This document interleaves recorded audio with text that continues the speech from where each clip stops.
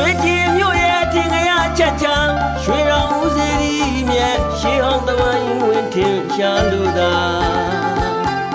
ရောက်လာသူစိတ်ဝင်နှလုံးကိုအေးမြလူချမ်းသာရွှေရောက်တဝင်းဝင်းနဲ့ဖူးတွေ့ရမှာပါဘကိုးတိုင်းရွှေချင်းမြို့ရဲ့ကျက်တည်ဆောင်ရွှေတော်ဦးစီရီပါ